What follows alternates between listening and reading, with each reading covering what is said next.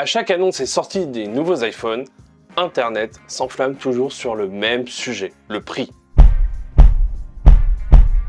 Alors oui, c'est sûr qu'on est plus proche d'un SMIC à lâcher que le prix d'une baguette tradition. Et si on changeait notre manière de voir ces smartphones et de se rendre compte que peut-être que leur prix n'est pas si abusif que ça. Déjà, concentrons-nous sur ce qui constitue en majorité un iPhone, mais aussi l'ensemble des smartphones du marché, les composants. Et sur ce point-là, dire qu'Apple n'est pas l'avant-garde de la technologie mobile, c'est littéralement être bourré de mauvaise foi. Les puces AX repoussent toujours les limites en matière de puissance, de capacité, d'efficacité, mettant même Snapdragon, le principal concurrent, très loin derrière, et ça tous les ans. Alors oui, certaines marques poussent l'innovation bien plus loin, comme Samsung par exemple lorsqu'ils ont inauguré sur leur Galaxy S23 le zoom x100 qui est absolument bluffant. Ou même ces smartphones pliables qui sont devenus désormais une référence en la matière. Sauf que la plupart du temps, ces produits et ces fonctionnalités ressemblent plutôt à des prototypes. L'exemple même, c'est le Galaxy Z Fold, qui aura dû attendre la version 2 pour avoir ce qu'on attendait véritablement d'un produit fini. Au final, les clients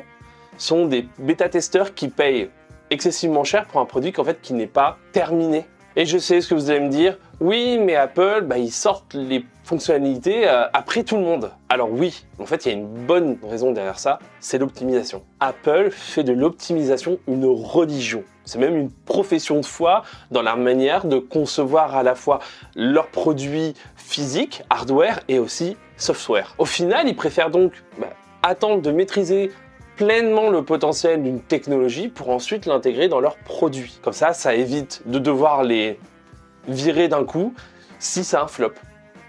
Et si on remarque, la plupart des grosses avancées technologiques d'Apple, elles perdurent dans le temps. Par exemple, pour la sécurité avec le Touch ID, qui est passé de l'iPhone jusqu'au MacBook, et même maintenant Face ID, qui est une technologie qui a quand même 6 ans. Et chez Apple, l'optimisation, c'est jusqu'au boutisme, avec l'exemple par exemple d'iOS. Apple est l'un des rares constructeurs à quasiment garantir à minima 5 ans de mise à jour logicielle majeure. Et c'est vraiment énorme lorsqu'on voit le suivi des autres smartphones du marché, même si ça tend à s'améliorer.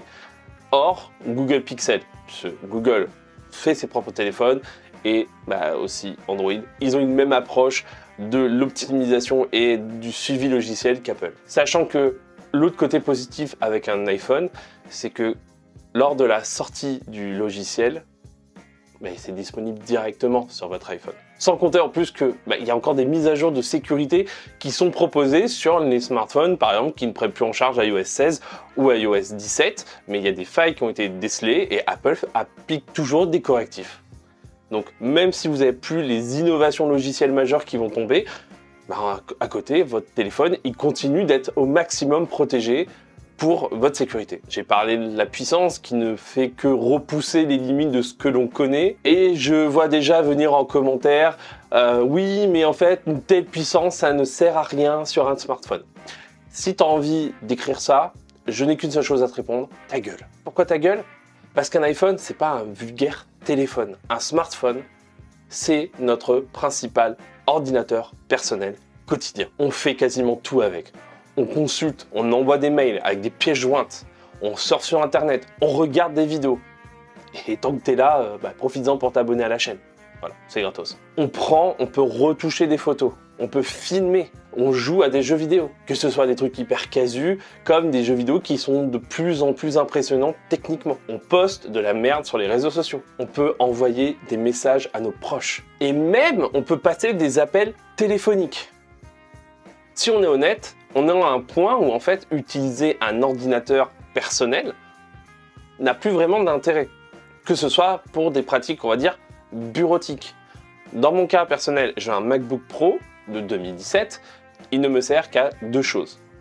Monter la vidéo que là vous êtes en train de regarder et faire les miniatures. Pour le reste, tout passe par mon iPhone. Et je pense que je ne suis pas le seul dans cette situation, que quand on utilise essentiellement un ordi, c'est pour le travail en fait. Donc oui, quand tu utilises à longueur de journée, parce qu'on connaît tous notre temps d'écran, parce que iOS a tendance à nous le rappeler toutes les semaines, il faut qu'on ait quelque chose qui en est sous le capot, pour que ce soit fluide, pour éviter tout ce qui est plantage, mais aussi pour supporter toutes ces nouveautés logicielles qui vont sortir dans les 5 à 6 années à venir. Sachant qu'en plus, presque 90% de ce que fait notre iPhone pour nous rendre notre expérience la plus optimale possible, mais c'est invisible à l'œil nu en fait. Parce que l'objectif, c'est pas que vous voyez votre iPhone travailler, c'est que quand vous lui demandez quelque chose, il le fait immédiatement.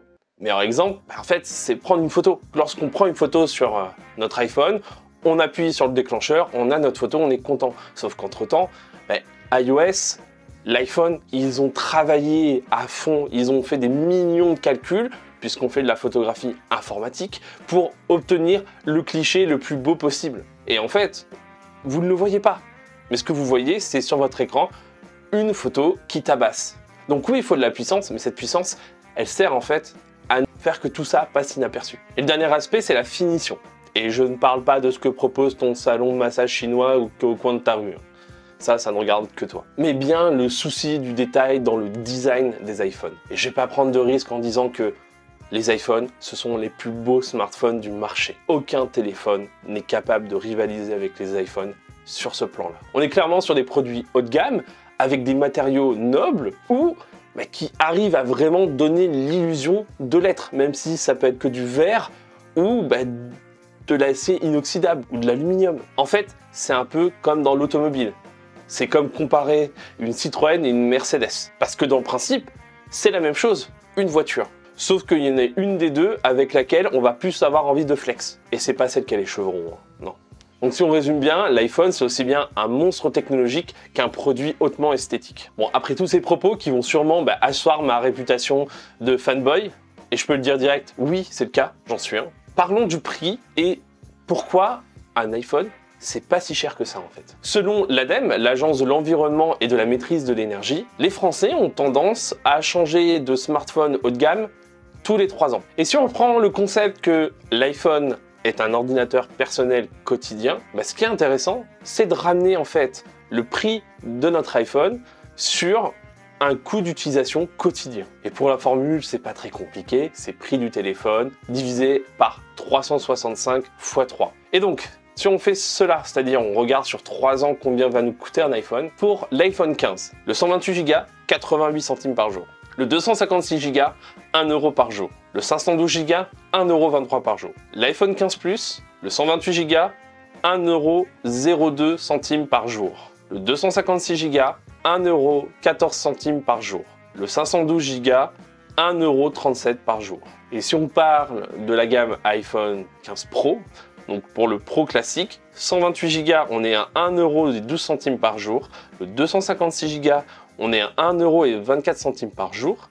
Le 512 Go, on est sur du 1,47 € par jour. Et sur le 1 Tera, on est à 1,70 € par jour. Et pour l'iPhone 15 Pro Max, il n'y a pas d'iPhone 15 Pro Max en 128 Go, donc on commence directement à 256 Go. 256 Go, on est à 1,35 € par jour. 512 Go, 1,57 € par jour. Et 1 Tera, 1,80 € par jour. Donc, au pire, un iPhone 15 Pro Max 1 Tera, ça vous coûtera l'équivalent de 54 € par mois. Sauf qu'en règle générale, le client lambda, il va plutôt prendre le stockage minimum, qui sont déjà extrêmement conséquents. Dans ces cas-là, on est à environ 32 € par mois de coût d'utilisation d'un iPhone. En soi, en termes de coût quotidien et mensuel, c'est pas très lourd. Et réfléchissez que si vous êtes du genre à garder plus longtemps votre iPhone, ça vous coûtera encore moins cher. Exemple même, c'est que mon iPhone 11 Pro Max, ça fait 4 ans que je l'ai. Donc ça fait une rentabilisation sur 4 ans. Bien sûr, ce que vous prenez en compte sur ces calculs, c'est si vous achetez l'iPhone nu chez Apple ou chez n'importe quel autre commerçant sans crédit à la consommation. Et pareil si vous utilisez le système de renouvellement de mobile de votre opérateur. Chose que je vous déconseille parce qu'en règle générale, dans le prix de votre forfait, vous payez une bonne partie de votre téléphone et votre téléphone peut vous revenir 2 fois le prix. Si vous voulez acheter un iPhone, si vous avez la possibilité, essayez plutôt de l'acheter directement chez Apple. Mais il faut le pouvoir. Et ça, je sais que lâcher une telle somme, c'est pas évident. Et pour finir, le dernier point qui fait que aussi, acheter un iPhone, c'est pas si inintéressant que ça, c'est qu'en fait, on est sur des produits qui, sur le marché de l'occasion pour les téléphones mobiles, ce sont des produits qui décodent bien moins que les smartphones Android. Donc là aussi, l'avantage, c'est que l'argent que vous allez mettre dedans, vous allez pouvoir potentiellement le récupérer. À ce niveau-là, si vous allez sur le site d'Apple, je sais qu'il y a des propositions de reprise En termes de prix, c'est pas le plus intéressant. La seule chose que ça va vous permettre, c'est le fait de ne pas vous prendre la tête. C'est-à-dire que vous ramenez votre téléphone, ils le reprennent, ils l'examinent, ils vous donnent un montant. C'est déduit du paiement de votre iPhone que vous achèterez. Et vous avez l'esprit libre. Donc voilà, j'espère qu'au moins cette petite vidéo vous permet de voir que, oui, a priori c'est cher et c'est un montant qui est pas négligeable, mais en fait, si on réfléchit à notre manière de consommer du contenu, d'utiliser ces appareils, c'est pas si élevé que ça, puisqu'on est un maximum 2 € par jour de coût d'utilisation pour un produit qu'en fait on va vraiment utiliser quotidiennement, et c'est pas 5 minutes, on utilise en moyenne je pense 4-5 heures de notre iPhone par jour. N'hésitez pas à mettre en commentaire ce que vous pensez de ça. Dites-moi c'est quoi votre rythme de renouvellement de smartphone. Et bien sûr, n'oubliez pas de rester connecté sur les internets. Ciao!